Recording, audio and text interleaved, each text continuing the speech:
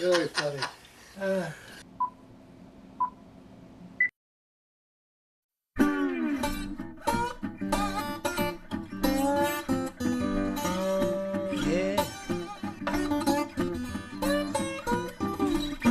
They're doing it. They're doing it. They're doing it. They're doing it. Doing it like a preacher man. Doing it on a one-night stand. Doing it like old grandpa. Doing it like a fly on the wall. Everybody doing it, doing it, doing it. Everybody doing the day. Everybody doing it, doing it, doing it. Everybody doing the day. They're doing it like the FBI. They're doing it act like Superfly. Doing it for a second chance. Doing it for a song and dance. Doing it like a big fat lie. They're doing it on a phony smile. They're doing it in an automobile. They're doing it on a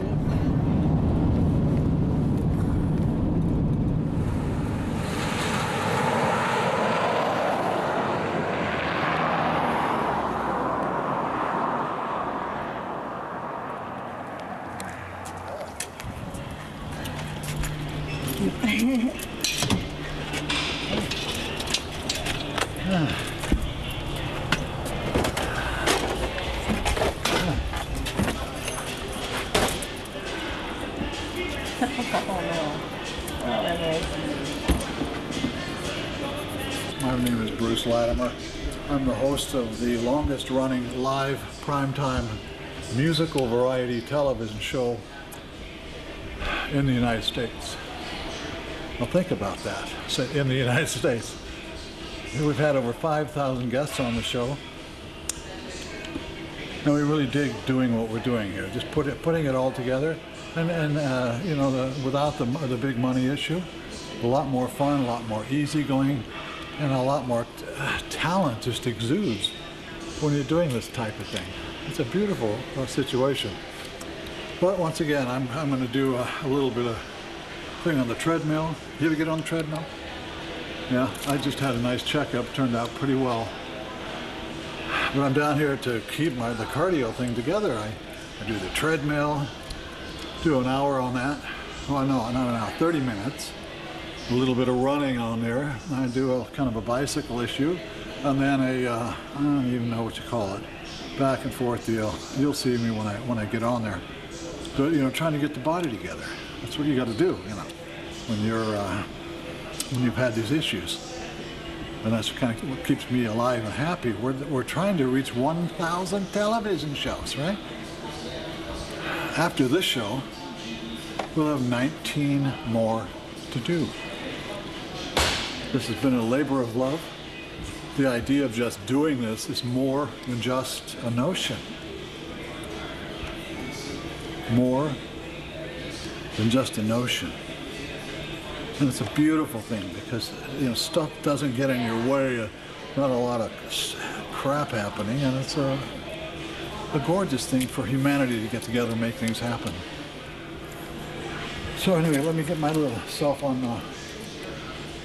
My favorite one is down there, the little treadmill.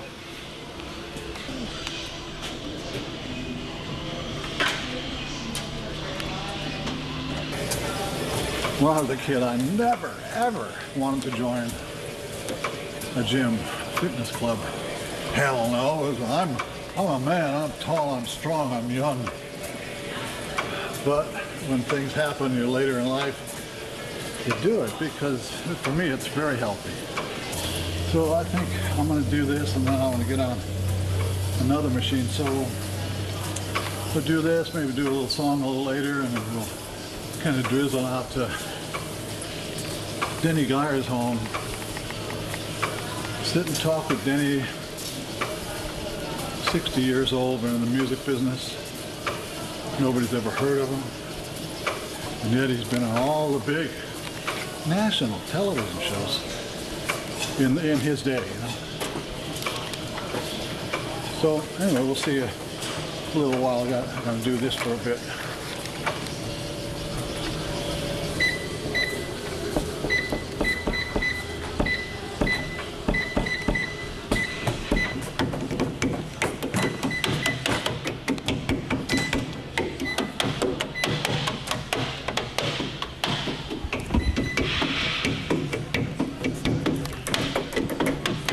take a lot of lessons to be able to do that, and that's why I did it, because I was able to take lessons. I'm surrounded by balls. I'm surrounded all kinds of balls. Short ones, tall ones, skinny ones, small ones. Everywhere. Well, that's not really the song I want to do, but it's kind of like it. I like it because it's fun. I always want to talk about balls. The song is called I Like Larry.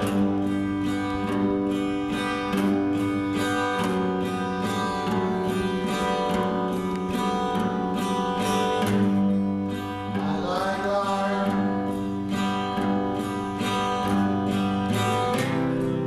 Oh, miss.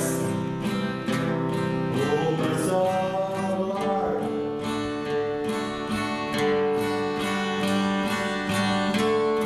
I rub it on my nostril. I put it on my chin. I eat it.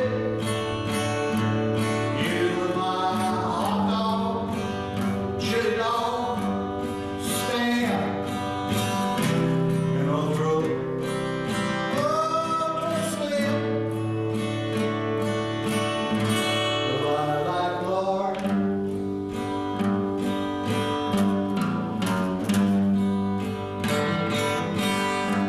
Well, I hide it in my backyard.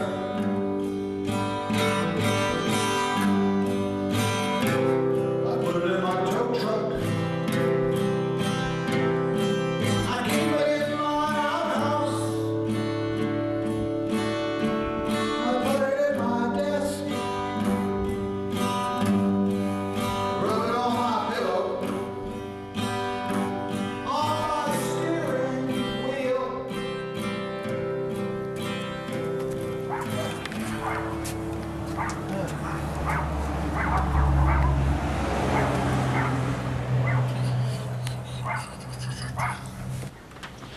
Front door. Hey, Who is it? is that you? Let me see your ID. I got my card too. Okay. Hey, Here, man. take this.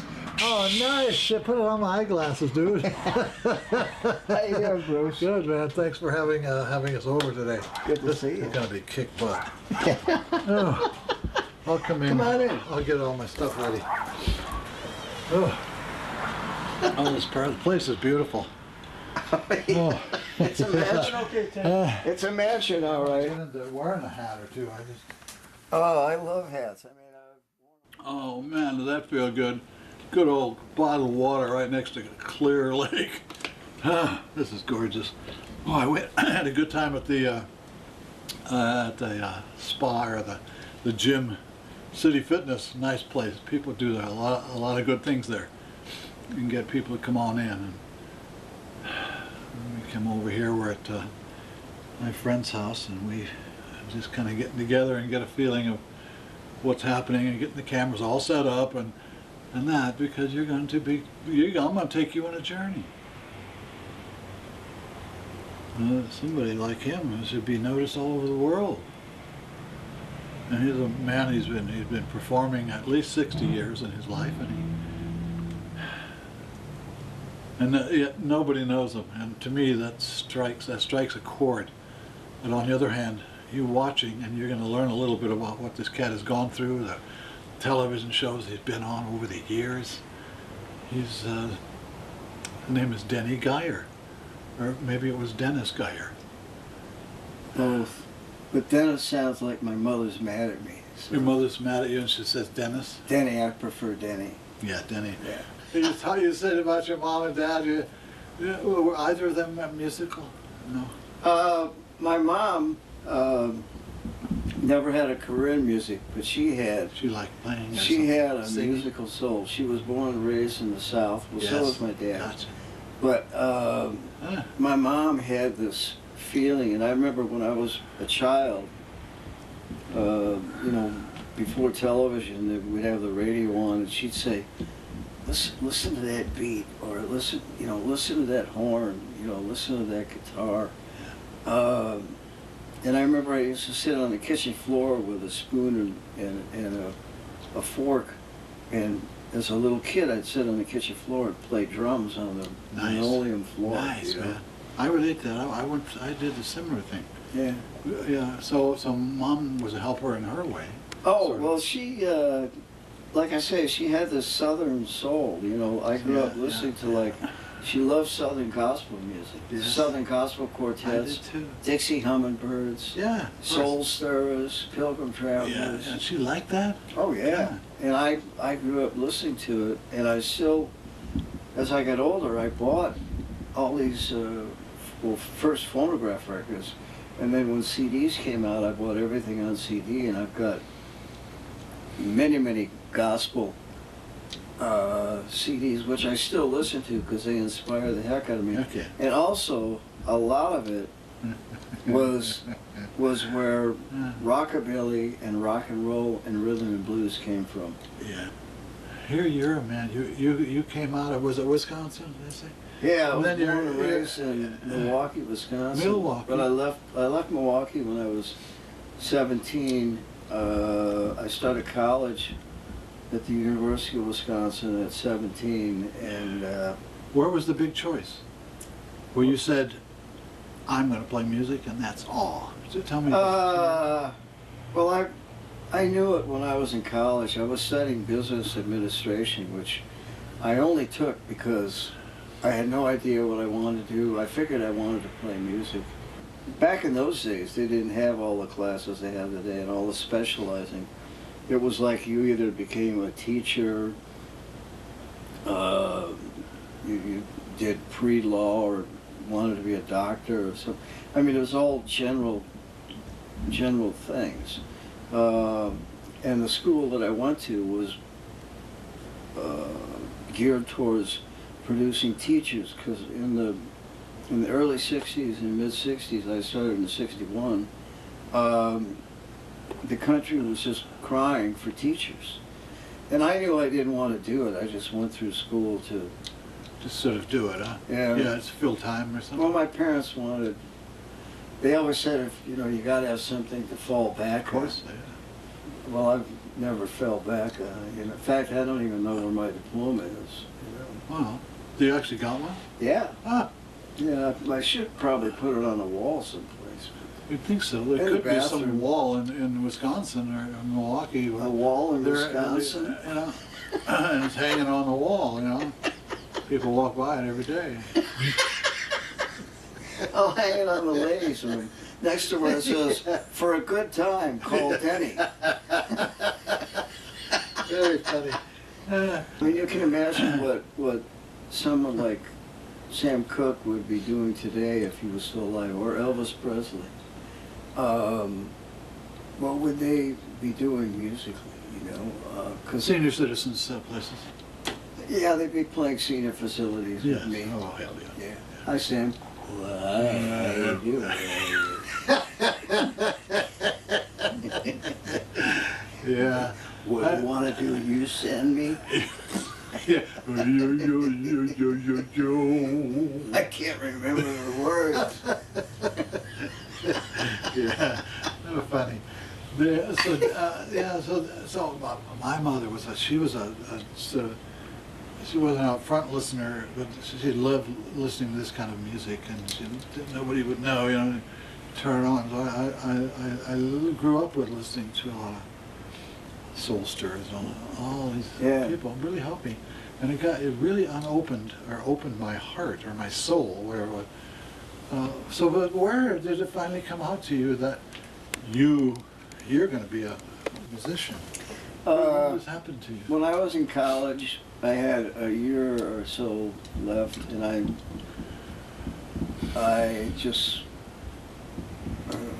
I never actually said it to myself, but I just knew I wanted to play music, and that was it. And I haven't Because told nothing anybody. else, it was my passion, Yeah. and nothing else was. You couldn't get Except nowhere. for Barbara Lemke, but she didn't Barbara want anything to Lumpke, do she was with in me. 7th grade? She No. didn't want anything to do with I me, got so you, yeah. I said, I'll take music. Well, that's what you had to do, and then just kind of pick up, all, as you go along. Yeah. So you were a guitar guy, and then Yeah. But now you mentioned spoon and fork.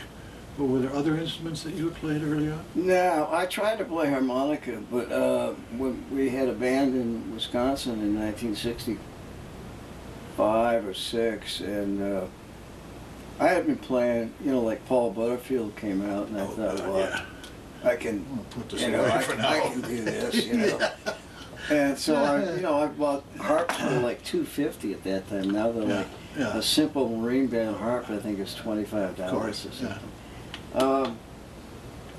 So I started playing harmonica, simple blues stuff, Yes. because I had fallen in love with, I discovered the blues in 1962 when I was in college on WLAC out of Nashville, Tennessee. And they played nothing 24 hours a day, nothing but blues. Junior Parker, Freddie King, B.B. King, Muddy Waters, Sonny Boy Williamson. And I got to see all these guys before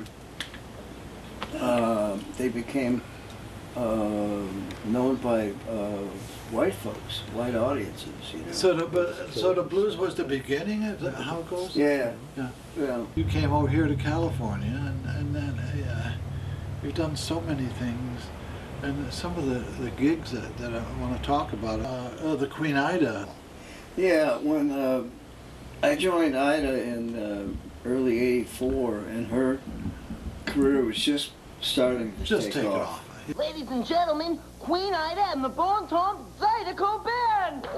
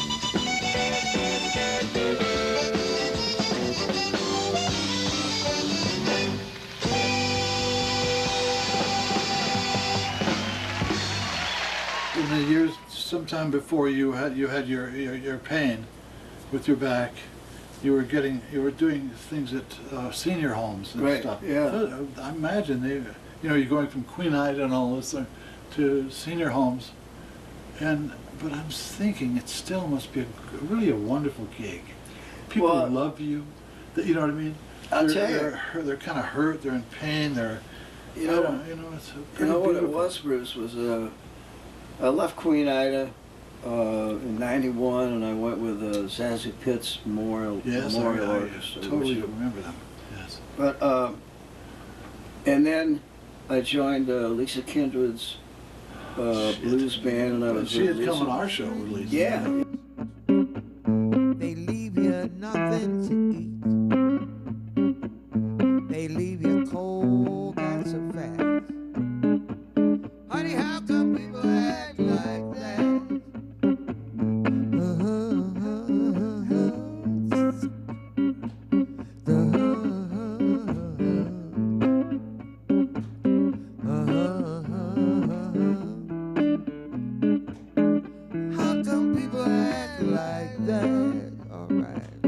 Yeah, we are. Wonderful, wonderful. I was with Lisa like 22 years. I just That's left amazing. before I came up here. Huh? Yeah, but in the last like 10 years, gigs were dropping off. Yeah. You know, like I say, for the older cats like myself, San Francisco doesn't offer a lot for older musicians. You know. Yeah. My mom lived in Wisconsin, and she was failing in 2004 and passed away. And when I was back there, they asked me, you know, she would say, my son is a musician, you know. And so they said, would you play for the folks here? And That's how it started? Sure, that's how it started. Yeah. And so every time I go back to visit my mom, I'd do an hour for the folks, you know, and I thought, all of a sudden, like about a year later, I'm back in San Francisco, you know, and I'm saying, wait a minute, why don't I do that out here? I could make some money, because the band business for me, and like I say, the older cats, was really dwindling. So I started doing them, and I did them for 11 years. And that was my primary source of income, because I could not live off the money I made with band gigs. I was working with Lisa Kindred, I was working with Mel Sharp. Mel Sharp is still one of my all-time favorite humorists around. Oh yeah, he's fantastic. He was on our show at one time, and I think Yeah. you were on that show as Yeah, well. I brought him in, yeah. We do look alike. That's why I brought the shade. Put on the shades, Bruce. I Come will. on. I will. I've got Let's them right do this. here. Yeah, let's do this. You're right. I think my You do look- nose is a little smaller, No, but when you get the thing, but when I get watch, this on, then watch. yeah. Oh, what? Isn't that? That's it. We got to work Yeah. on this, Mel. Kind of We like the gotta work Blues on it. Brothers in I'm Pacifica. telling you. Yeah. The Blues Brothers at assisted living. How funny. Yeah. He's really a wonderful cat. And, Oh yeah, I love him. So I don't know, man. Your career is just it's a wonderful thing, because it doesn't just all the same. It's, you know, what it is. Yeah, And well, that's- I you worked know, people need to primarily with understand that. 3 or 4 different bands over about 50 years. And the best years were when I came out here in '68 with A.B. Sky, Yeah, because yeah. we did, we auditioned at the Avalon Ballroom the day after we arrived, and the manager loved us and took us under his wing at Chet Helms. And we did a lot of shows at the Avalon Ballroom, opening up for the biggest stars in blues, rock, and psychedelic music. Right. And we were a simple, like, urban, Chicago-based blues band. But we could warm up a crowd real well, and we weren't threatening to the stars. Yeah, for the others, yeah. We weren't doing what they were doing. And then Bill Graham decided he liked us, and he stole us away from Chet Helms. Yeah. And we did a lot of shows at the Fillmore West. God. What a Big time shows. frame. You've been in sort of different, I mean, huge things were happening in each of these time frames that you've lived in your life. Yeah. And now we're sort of here. You know, you got this beautiful lake out in front. And you're getting your playing together. Yeah, I'm starting to play again, yeah. It's a, Which typical. was the most difficult thing I've ever had to go through, and because when I had, it was actually, I wish I could say that my injury was caused in bed by being with a circus contortionist, but Yes, that wasn't it. I bought a microwave oven for a friend of mine who needed one. I was going to surprise her with it. And I was leaving Best Buy in Colma, and it was a big, microwave, you're carrying it. And I saw this curve, and my car was right on the other side of the curve, and the curve was marked red, bright red, and I saw it. And I stepped over it with my right foot, and my left foot either clipped it or got caught on top, and I belly flopped. I shattered my knee into 7 pieces. And then I had surgery the next day, and then they put a full-length cast on because I couldn't bend my knee for 3 months. And so I was on a walker. And I thought, my God, I've been playing all these senior facilities where all these folks are on walkers. And I said, God, now I'm one of them all of a sudden, And Isn't that a weird thing? I mean, when you actually understand that. I mean, I was pretty much immobile for 8, 9 months, almost a year, because I couldn't bend over, I couldn't lift anything. I crushed a vertebrae in my lower spine, and they showed me the X-ray. It looks like an accordion. It just went. Jeez.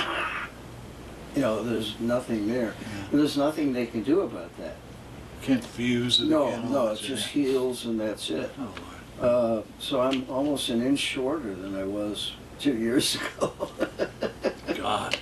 Well, that's, I don't know what to say about that. But I'll tell you, I want to get back to Go ahead. the senior gigs. Yes. The beautiful thing, when I started doing them when my mom was alive, back in Wisconsin, and I got the idea to start doing them out here, was at first when I did them, I would go into these senior facilities, rehab, Alzheimer's, skilled nursing, assisted living, and at first it was depressing because here are all these folks having a tough time, and, Yeah. and some of especially the rehab units, they smell like a hospital, and it was kind of depressing. And then after a few months, I realized how inspiring these people were. Right. Because these people could still, they were hurting or they were on their way out, but they could still find, when I played for them, they would smile, and some of them would walk by me and say thank you, And I thought, we spend our whole lives trying to accumulate Yeah, I things. guess. Yeah, that's right. Yeah. Money, belongings, everything. And all of a sudden I realized this is the first Boom. time in my life Yeah. that I felt like I was giving something back. Yeah, that's And it was the huge. greatest feeling in the world. And Big time. so I did it for 11 years, plus play with the Yeah. bands, but the bands didn't work that much. I'm so pleased that you took the moment to sort of, to expound on that, because some folks have no idea what it is to give and receive, so to speak. Yeah. And that's our gig. That's our life. That's what we're doing here. You're a young child. You come in. You get interested in something. You school this. You do that. You're a musician, and by the time you're done, you've sort of accumulated whatever, and that's the point. But it's not the point. The point is be who you are. Yeah. Sure. Do the whole thing. Hey, real quick, because I think we might at some point. I want to go look at your hat. Is that a hat on your head? It better be. Okay.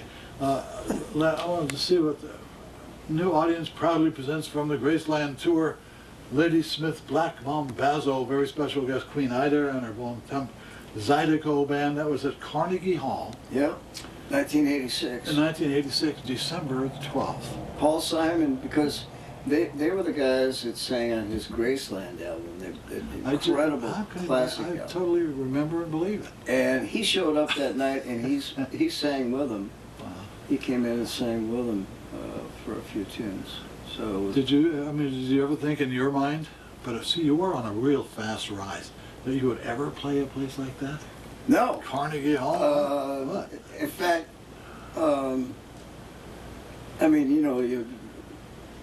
I never even dreamed of it or expected it. In fact, throughout my whole career, I never really set a goal like I want to accomplish this in 6 months or a year, or I want to be here or there. I followed my heart and I followed the music. Yeah. And the music took me from one band to another. And every band was a little different. And every band had different kind of gigs. Yes. Some better than others. Like A.B. Sky was good. Queen Ida was good. Zazu Pitts was good. A couple of the others were just club bands where we made a living. But I just let No, it's a wise the music. thing. I It's a just wise follow the thing. music. Follow your, whatever you call it now, follow your muse. Yeah. Joseph and that's Campbell, what you yeah. do, you know, to get to the right place instead of staying with the same old thing forever and ever and ever and ever and ever and ever and ever, which Yeah. is kind of what I've done. But mine is a little different, and I'm near the end of my journey. We're trying to reach 1,000 shows, you know that. Yeah, you're close. And, but at the end of what we do today, it'll be 19. So that's pretty sweet. But that's what I've done. I've always sort of followed, you know, where my feelings are, not where the big money is. And there's nothing wrong with getting big money. I wanted to be my own guy, you know. Well, you are. Sort of make a feeling of what the hell's going on. Hey, I'm thinking, is it time to look at your hats? I don't know, Ed. Can we look at hats? This will be exciting. This will be exciting. Yeah, I'm going to bring my walking cane and. I got a cane here for you. The bowler. Yeah. Yeah. Did you wear that once on the show? Sure. Yeah. God. Well, a friend of mine, he worked in a house of hats. Cohen. Oh, I love this. Cohen boy. My dad had a bowler, and that's what gave me the idea. Yeah. And it had a rip in here, and he always said, "Well, that was from a gunshot wound." Jesus. I got pictures of him in the 20s where he dressed like a gangster. I mean, he looked like the mob. Isn't that something? Yeah. Well, he was one of these streetwise guys. Yeah. I remember some of those photos. And my dad, when I had a dad, he was slick, you know. Oh yeah. Pretty slick. Oh, I mean, he had the hat with the brim pulled down, the long trench coat, suit with a vest and a tie, you know. And occasionally, that's a big thing, the chain thing. Oh. He walked around that and he had big old coins in his pocket and jingle them, you know. And you'd hear the noise, you know. Yeah. And you'd want one of those coins in his pocket. Oh man. I mean, he looked like. over to me. Yeah. Huh? I mean, he looked like a gangster, man. Another fellow who worked in a house of hats in San Francisco, Alan Cohen, and he sold those hats. Yeah. And Well, on the there's a side shop he'd in write his Birchville. poetry and he'd write his, you know, shit. He was kind of an interesting guy in the hip scene. Yeah. And that, but I couldn't imagine working in a hat shop. Well, there was a fella in Gary. He closed 30 years ago, but it was called Paul's Hat Shop, and he not only sold hats from other manufacturers, but he made hats himself. He was a dying art, a hat maker. Yes. And I got to know him, and he would help me. I would steam my own hats, you know. I would like this hat didn't look Was it anything. kind of taken, put in front of your mouth, and you go, is that how you do it? No. You get a tea kettle, Oh. and you get the water boiling, and the steam comes up, and you put it. Because I used to go into these Western wear shops, and I watch these guys steam hats, and they had a steamer, an actual steamer. Yeah. Well, I would take a tea kettle, get the water coming up, the steam coming up. I'd move around the part of the hat that I wanted to move, and then I'd take it away. And if you do it in like 10, 15 seconds, you can move it and hold it, and it'll stay. And If it it's stays that felt, way. it stays. Yeah. And I would reshape all my hats that way. Jeez. Almost every one of these hats. You have shaped them somewhere. Yeah. God. Yeah. That's wonderful, man. When did this sort of happen to you? Well, I learned how to do it from this guy at Paul's Hat Shop in the Okay. 80s. Right. And he would, we got to know each other and become friends, and he loved music, so I could bring in any one of my hats, and he would shape it for me. And you know, he was a pro, so he did it quickly and really well, you know. And speaking of shapes, I noticed on your right hand, you have two rings. What are the, you don't have to tell me if it's really, you know. No, What's that one and what's that one? these are my parents' wedding rings. Oh, Yeah, this is my dad's and my mom's. wow. And my dad died in 1990, my mom in 2004, and I've been wearing them ever since. You know, so that kind of keeps them Yeah, they're right there. with me. Yeah, God. because I was really blessed. I had great parents. I mean, they loved me. They look out for me. I could manipulate my mom real good, but my dad was like, You're a little tough. just took a look, you know, like, Yeah. all right, that's enough. But he would give me, you know, there would be boundaries, and I could step out of line, but if I went too far, he would reel me back, because he was a fisherman. It's like having a fish on a hook. Yeah. You know, you let him go a little bit, and then you reel him in a little bit. Well, he would do that with me if I got out of line. And Yeah, you were a lucky guy, because a lot of people have no such thing. I didn't. I no, was 3 or 4 years old. My parents split up. There were 6 children, and he just, that was it. He's gone. Yeah. So now I'm going, where's my dad? And then when my mom got sick, then we had to be foster home kids. yeah, What a bitch, man. So when I stand here, I almost quake in my shoes, but in a very gentle way down the middle of my back, of thoughts like that. You know? yeah. Well, I'll tell you, this is a good story. My dad used to tell me stories, you know, when I was in my teens, about how when he was a young man, and he and his buddies, you know, they were street guys. They were street fighters. Yeah, me too. They would fight. They would bust places up.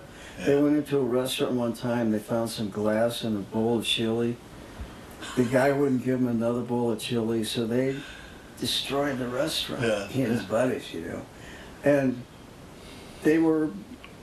But in the 20s, there were a lot of young men like that, you know. Yeah, 20, it was the 20s. Now, we're here in 2018. The 20s, goddamn, the whole bond market fell apart. There was no money yeah. around, and, Yeah. and things just got a little. So he would rougher. tell me these stories of these things that he and his buddies had done that were, you know, nothing, no serious crimes, but I mean, they just, if they wanted to rip a place apart, they would, you know, stuff Yeah. like that.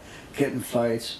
So anyway, one time I was 19, I was in college, we finished a gig, and my buddy in the band and I, we picked up a couple girls and we played a high school dance, and we took them back to their high school, and there was a municipal pool outdoors, and it was summer, so we climbed the fence, and we were going to go swimming with these 2 girls. Yeah. You know, this was in Watertown, Wisconsin.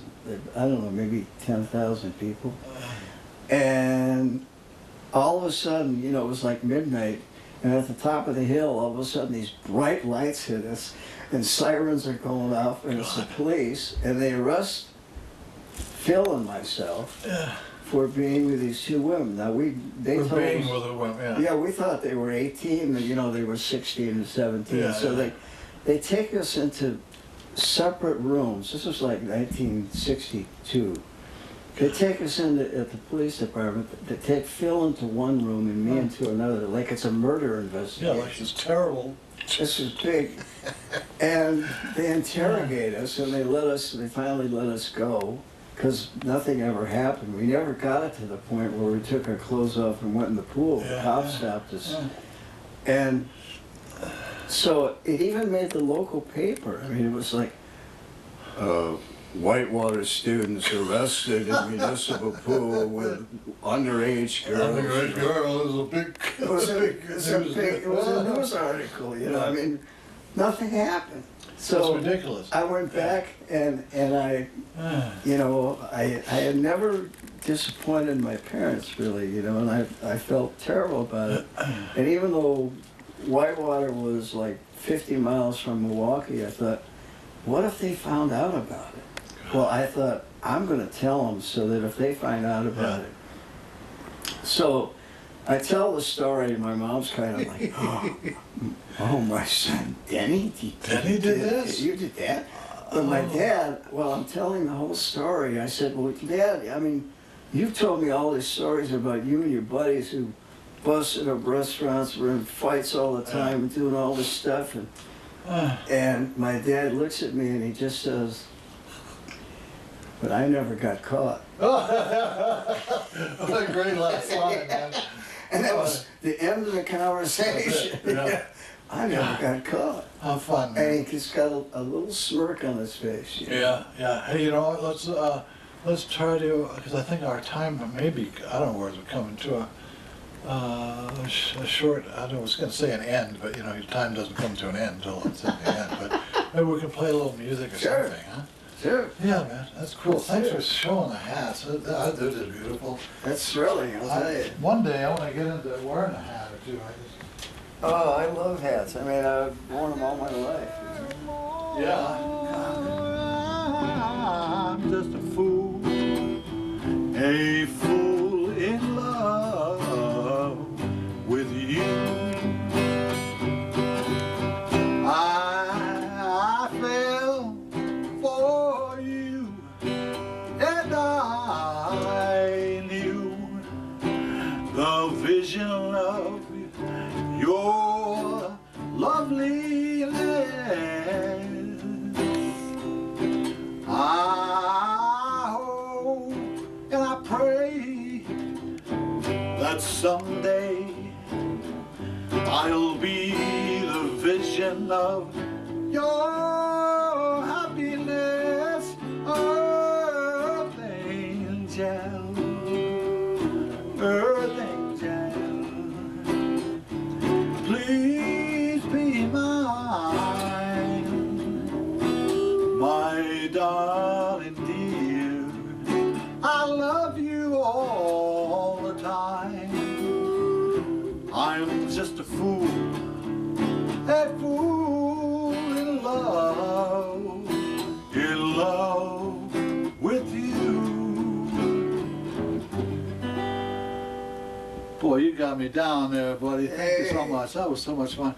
Hey, We listen. should get a tour bus and a manager. We get the tour bus and couple of we hit groupies. all the senior homes, and then we get the big state ones at the state, you know, at the fairgrounds, Yeah. and get all the people who like those old songs. I like the old songs. Like the young folks today, listen to a lot of music that I don't care for, but I can put back to 1955 and 56 when I fell in love with Fats Domino, Little Yo, Richard, yeah. Elvis, Gene Vincent, Jerry Lee Lewis. There were probably a lot of. Now my mom loved it. I mean, she loved this because she had so much rhythm, you know. But I'm sure there were a lot of my mom's friends who couldn't stand it, the rockabilly. Yes, yeah. But I mean, you know, it set my soul on fire, and it's still burning, and I'm grateful for that. Well, you're still burning, man. I'm loving it. I don't know if you want to now, because I don't know where we are in our immediate time frame. But is there like some little song you play? You just play something on your own for a few minutes. I don't know what it is, huh? I don't really get to perform these things, so. Right, this is cool. You wrote this. I think you told me that. Yeah. Right? Yeah. Oh, I Yeah. like the song. It's on my. Yeah. I think it's off my first CD. I mean, that's under my name. I've done a lot of recording. I'm on 45 or 50 records, cassettes, CDs, 8-tracks, Holy moly. which you don't hear a whole lot of. Let's see if I can make my way through this, okay? Yeah, man. It's called Tell Me What You Mean.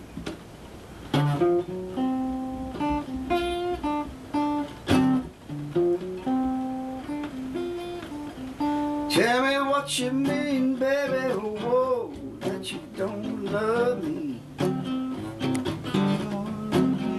Tell me what you mean, baby, whoa, that you don't love me. Look me straight in the eye.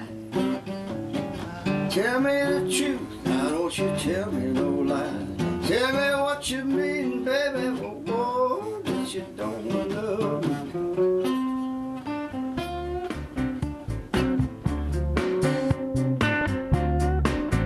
Tell me what you mean, baby, that it's all my fault. Well, tell me what you mean, baby, oh, that it's all my fault. You've been coming home late at night. Yeah, you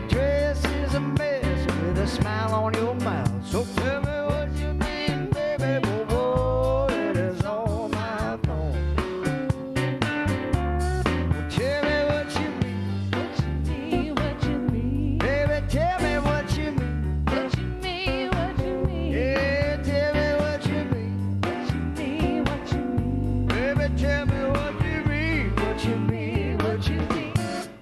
Yeah, now baby, I'm a little confused, 'cause you're accusing me when I should be accusing you. So tell me what you mean, baby. Oh, baby, tell me what you mean.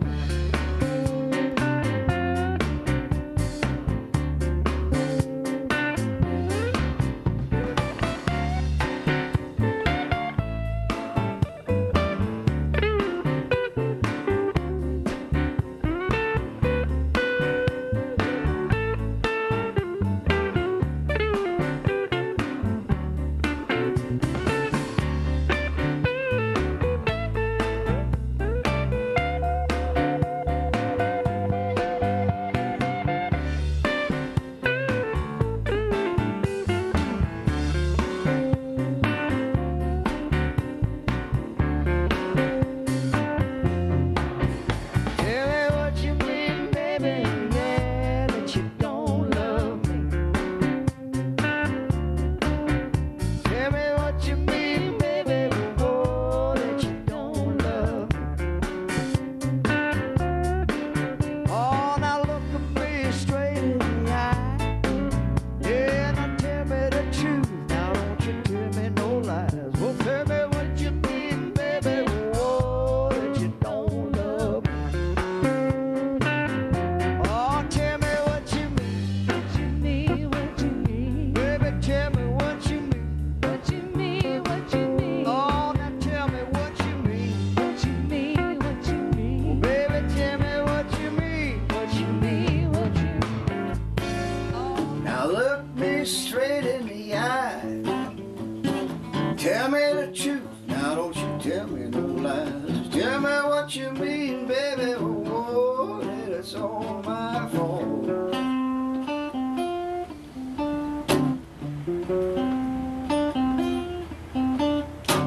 Oh, that's really nice, man. Yeah, it's, Thank you. I remember it quite well because I think you said it was it one of the few songs that you wrote or no? Well, I've written a lot of songs, and songs. I've done quite a few singing. on your shows, but you know, Yeah. I've done a lot of your shows over the years. See, Dennis Geyer and his friends are on stage right now. Would you put your hands together, please, for Dennis Geyer and his friends? Thank you, folks. Thank you, man. Thank you. Yeah, yeah.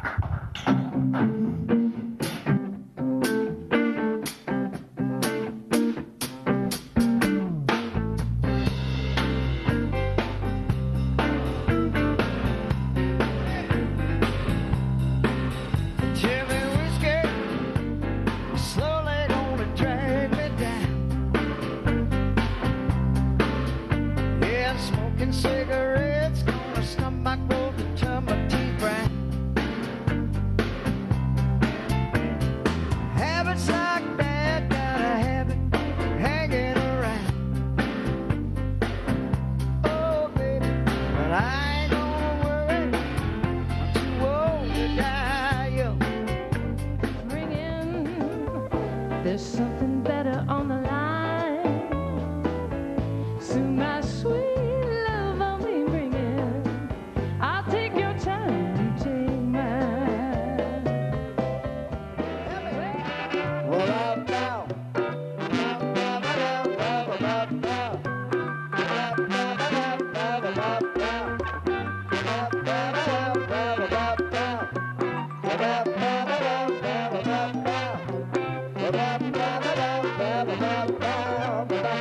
Come on, Dwayne Ramsey. Come on, Dwayne.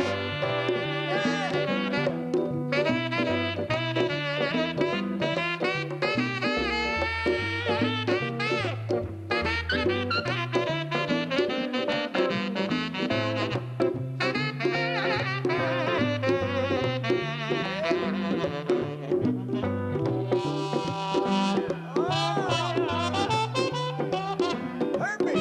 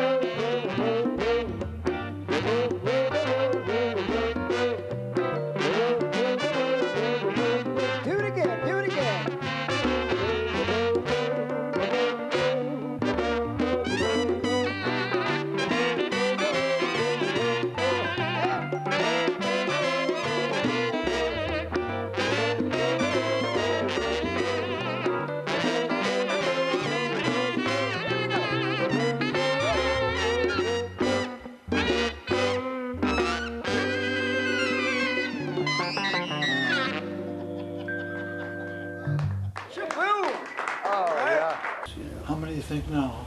I think 12, 13, 14. I mean, because I've got VCR tapes of a lot of them, and some of them on DVD. Well, I think we're going to have to do, Danny, because this is this is a big deal to me. It's very important, and maybe somebody somewhere in some land, or maybe in California, somebody will walk up to you and look you in the eye and squeeze your little chinny and say, "Aren't you Danny Geyer?" And then you just basically kick him in the nuts. But no. No. And you say, "Yeah," and they'll say, "Well, I enjoyed listening to your show, and some part of yourself was growing up right there as you were speaking about it," and that's really important to us. That's what we're trying to do, in our lives, and maybe you do too. We like one thing. We only like one thing. That's it, and the rest of it is nothing. Is nobody. We like the biggest song on the latest thing where they sell music, and they just overlook people like yourselves, millions of people in the world. It's kind of like being married. Did you say something?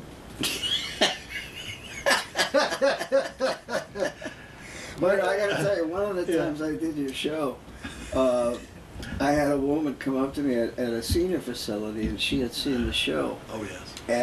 And she said, when we did the interview, you always got to pour a cup of something, to give to the guests. And I reached over for it, and I was afraid of spilling it, and my hand was kind of shaking, and she reminded me of that a few days later after she had seen the show. And that's when, I think the first time I did your show, you handed me a cup of something, and you said it was panther urine. That's right, panther urine. And I thought, oh great, this is just what I need. Well, maybe I could run faster, But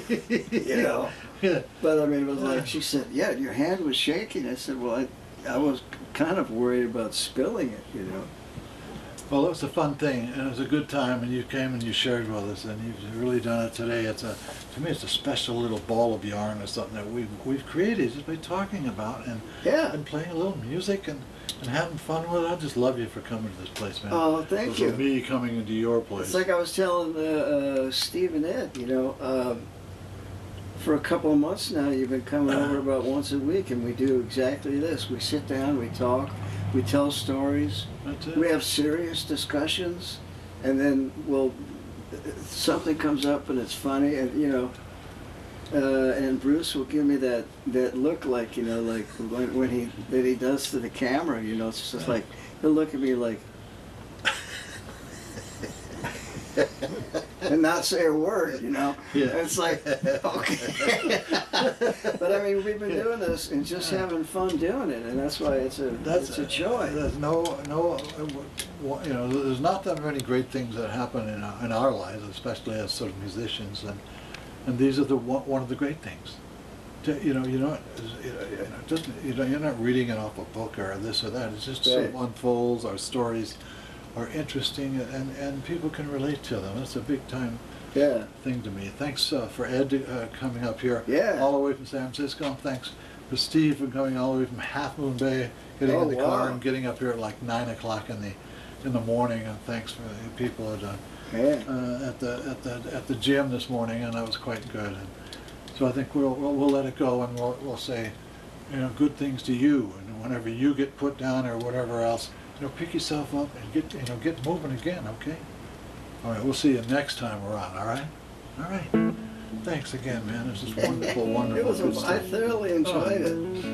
Well, we did too. It's so easy to just sit and wing it with you, because I had a couple I told.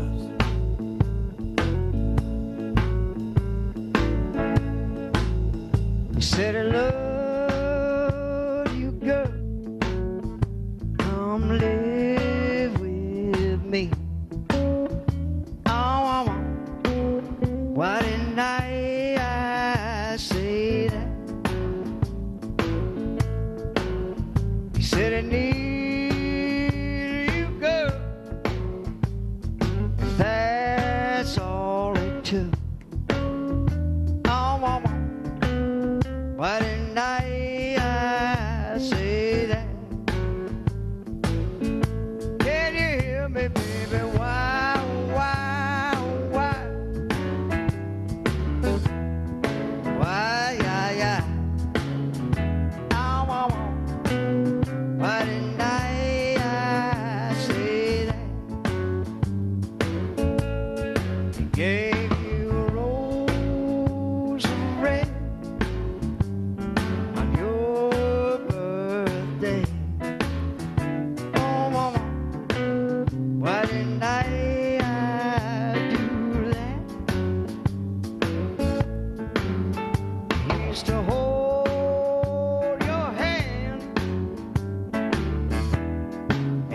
you feel love.